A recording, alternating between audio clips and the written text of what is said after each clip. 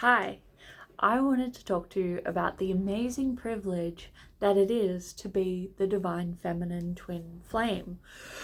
Now, often because of the world that we live in, we immediately resort to yang thinking or divine masculine thinking, which is the template the world lives in today, which revolves around force, power, domination, action, um, initiative, aggression, direction, all these things that belong to the yang side of the yin and yang, which the feminine tries to take in her own hands, tries to control the situation in order to make sense of the kind of traumatic experience of falling in love and then having that person completely ghost you, completely ignore you, sometimes start a family, get married, do everything right in front of you like you guys never happened.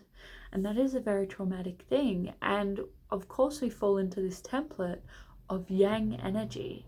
But today, I want to talk about and celebrate the yin energy, the logic that the world does not see as powerful, okay, but which is actually far more powerful than the yang energy. Okay, the first thing that I will always mention, and it's what my first video is about, is the yin energy has the power to cleanse deep rooted issues in energy. Yin energy has the power to penetrate and to unblock energy and to cleanse it thoroughly. In my other video, I talk about stories where that's been the case in my own life and talk about different quotes and things that you might find encouraging or relatable. So that's the first thing. But I just wanted to share firstly what it might look like for us to take on that yang energy as divine feminine. I know that when things seem to be falling apart with my DM, I fell back into the yang energy that I grew up with, that control, that dominance of the situation, trying to use my logic, trying to use what would normally work in a relationship or with an issue with another person who's not your twin flame, by trying to solve the issue, talking about it, finding solutions, all that yang energy that just drove my DM further and further away. So these traits of yang energy can be seen as force, being oversensitive to a situation, coercion sometimes, trickery, holding information. I remember I pretended to not know what twin flames were. My DM actually brought it up first, even though they're running or whatever, they brought it up first, but I pretended not to know. I pretended to hide because I was scared of the implications. There's a lot of trickery, control, obstinance, and a wounded divine feminine who pushes the divine masculine away because it's all energetic, uses control, manipulation, competitiveness, stubbornness, neediness, codependency, insecurity, has traits of being over emotional, victim mindset, being inauthentic, masking, striving, posting on the forums, like, I feel like a victim, they just abandoned me, things like that, which are relatable in a normal human to human circumstance. But remember, this is a spiritual, energetic circumstance we're talking about. But I do want to commend to you the power of yielding and acceptance that the Tao Te Ching talks about, which is where we get this whole idea of yin and yang from, which is the origin of us. We represent the yin, they represent the yang, and yes, they blend together and swirl together, but these are the dominant forces and the dominant roles that we kind of are assuming in this twin flame dynamic. So the Tao Te Ching says, water is fluid, soft, and yielding, but water will wear away rock, which is rigid and cannot yield. As a rule, whatever is fluid, soft, and yielding will overcome whatever is rigid and hard. This is a paradox. What is soft is strong. Okay, I know that sometimes I feel like my situation, that we all share, falling in love and then just dramatically things being taken away from you, being ghosted, other things that we go through, having to face ourselves, the dark night of the soul. These feel like hard, rigid, unchanging circumstances, but what the Tao Te Ching encourages us is to have that soft, yielding attitude. And it's not just about having that romance of a lifetime that originally drew us in, but it's about seeing the reality of the world for what it is. Yin and Yang composes the entire world, and I'm going to talk about this more in another video, but it actually composes the entire idea of God.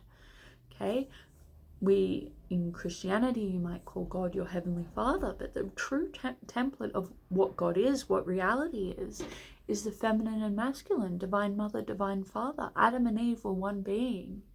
Okay, your masculine might be the Adam to your Eve. Okay, and it's not just about finding the external person.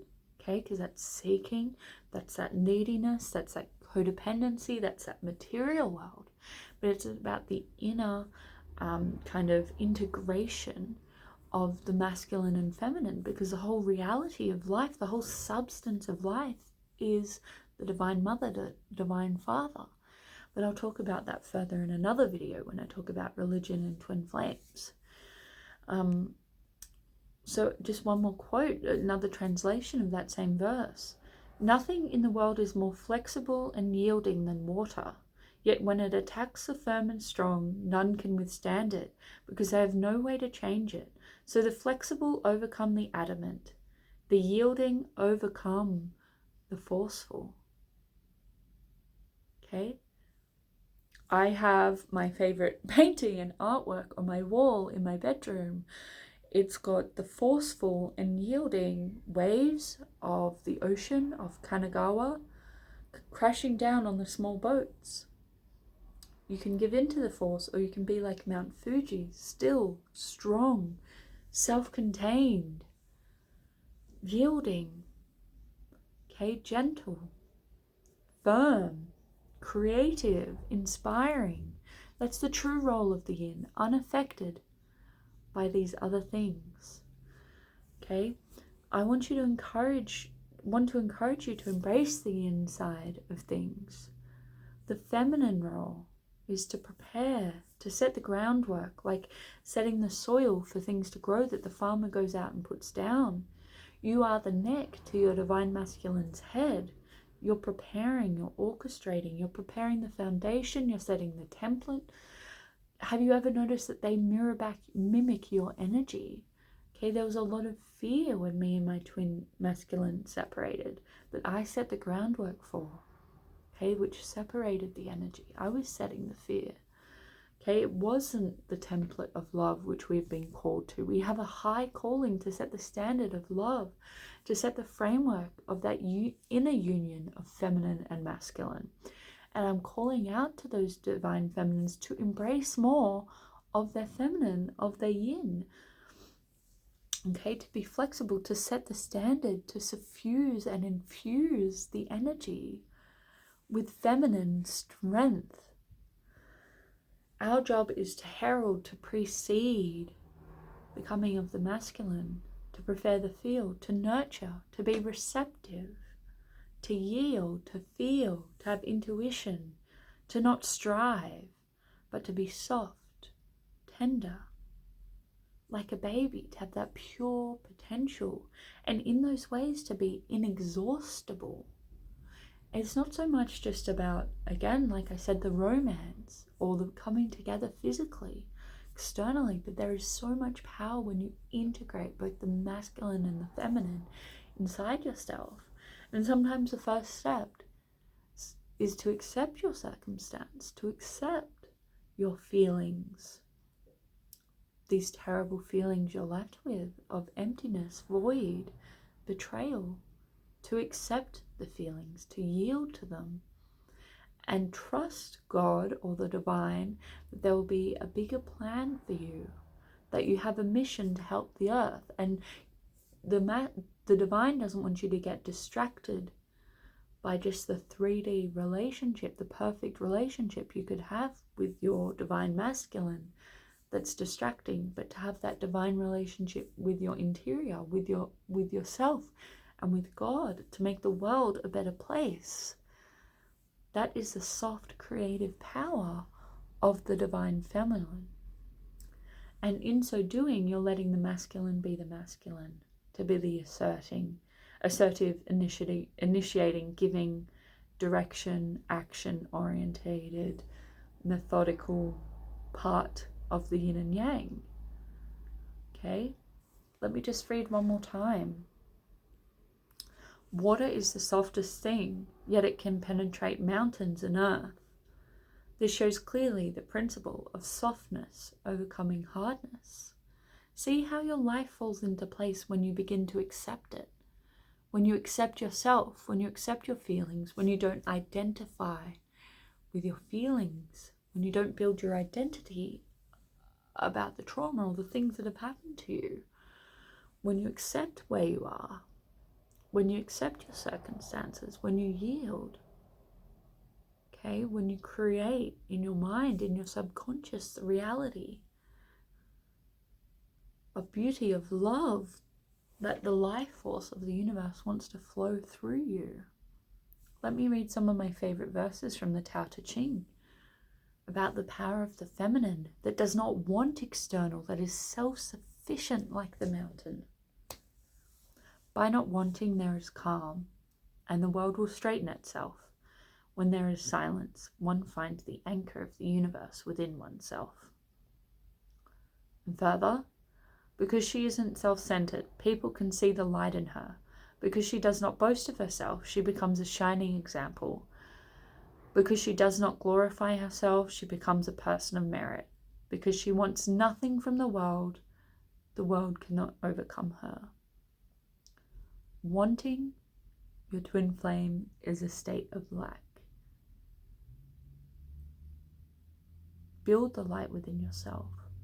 Follow the yin. Follow the gentle, soft, yielding, receptive, creative, authentic part of yourself. Stop mastering or controlling or being competitive and working out a plan to get back together. And see the magic, the light in you and the plan the divine has for you as the divine feminine in shaping this reality to be like God. A perfect balance, a calmness, a stillness. All right, all my love to you.